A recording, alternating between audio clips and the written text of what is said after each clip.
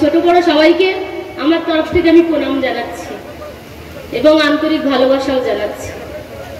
আপনারা মা দুর্গার সঙ্গে আছেন তো? তার সঙ্গে দাদারাও সহযোগিতা করবেন। এই যে বললেন এত ভোট হেনতেন, আমরা কিন্তু কোনো রং নিয়ে তখন লড়াই করিনি দিদি।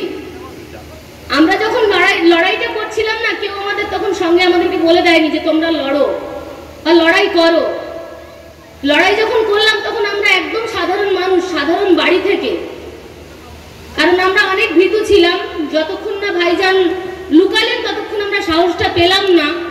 ভাইজান যখন ভেতরে গেলেন, লুকালেন, নিজের পিঠটা ঢাকা দিলেন, তখন মারা নিজেদের রূপ ধারণ করার সাহসটা পেলেন। আমার মতন অনেকে, আমরা কিন্তু খুবই মধ্যবিত্ত গরিব, দিন আনা দিন খাওয়া বাড়ির লোকজন। আমাদের যে জমি, চাষের জমি, আমরা ধান চাষ করেছিলাম, সে জমিগুলো আমাদের কাছ থেকে কেড়ে নেওয়া হয়েছিল। আমরা সময় চেয়েছিলাম যে আমাদের একটু ধানটা কেটে নিতে দিন, তারপরে আপনারা যা করবেন, সেটুকু দেয়নি।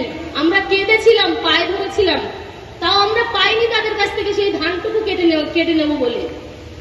তারপরেও ছিল যে আমাদের যার যেমন সামর্থ্য সে তেমন ব্যবসা করে খেতে পারে। কেউ চা বিক্রি করে খায়, কেউ হয়তো দিন আনে মাছ বিক্রি করে খায়, কেউ একটা ছোট্ট করে ঘুমটি করে দোকান করে বেচাকেনা করে খায়।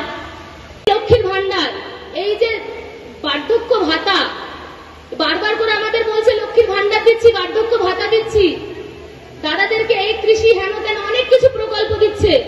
আদৌ কি দাদারা বা দিদিরা, মায়েরা এগুলো নিয়ে নিজের সম্মান বিকিয়ে দিতে চান? বাড়ির সম্মান কেউ কি দিতে চান? তাহলে বাড়ির সম্মানটা আমাদের কাছে আগে, লক্ষ্মীর ভান্ডার পরে। আমাদের দরকার নেই যে মান সম্মান দিয়ে আমাদের লক্ষ্মীর ভান্ডার নিতে হবে। আমরা চাই না এরকম লক্ষ্মীর ভান্ডার, আমরা চাই আমাদের মা বোনের সম্মান। তাহলে সেই সম্মান নিতে গেলে আমাদেরকে প্রধানমন্ত্রী মাননীয় নরেন্দ্র মোদীকে আমাদের পাশে এসে, উনি দাঁড়িয়েছেন, আমরা চেয়েছিলাম দিদি আমাদের পাশে এসে থাকুক, কিন্তু উনি থাকেননি, আমাদের বহিরাগত বলেছেন। তাহলে ওনাকে আমরা চাই না, আমরা মুছে দিতে চাই। যেরকম ভাবে যারা দুর্নীতি করেছে তাদেরকে মুছে দিয়েছি, এইভাবে এদেরকে মুছে দিতে চাই। আমাদের পাশে যে থাকবে, মা বোনেদের সম্মান করে চলবে, আমাদের ছেলে মেয়েরা যাতে ভালো করে বাঁচতে পারে, ভালো জায়গায় যেতে পারে, যেখানে ঘুষ দিতে হয় না, সেই জগৎটা আমরা তৈরি করতে চাই। তার জন্য সবাইকে বলছি, আপনারা কিন্তু মা দুর্গার রূপ, এই রূপটা কিন্তু তুলে ধরবেন। বারবার করে মায়েদের কাছে বলছি, দাদাদেরকে বলছি, আপনারা কিন্তু এর জন্য সাপোর্ট করবেন, তাহলে মারা শক্তি পাবে। আর আমাদের আজকের কোর্ট থেকে অর্ডার এসেছে সিবিআই তদন্ত সন্দেশখালির জন্য। আমাদের অভিযোগ নেওয়া হবে সিবিআইতে, যাতে আমরা সুবিচার পাই। আমাদের তো কোনো কিছু কেস নেই, আমাদের থানা নেই, কোর্ট নেই, কিছু নেই। আমাদের হাইকোর্ট থেকে অর্ডার এসেছে যে এটা সিবিআই তদন্তে করা হবে।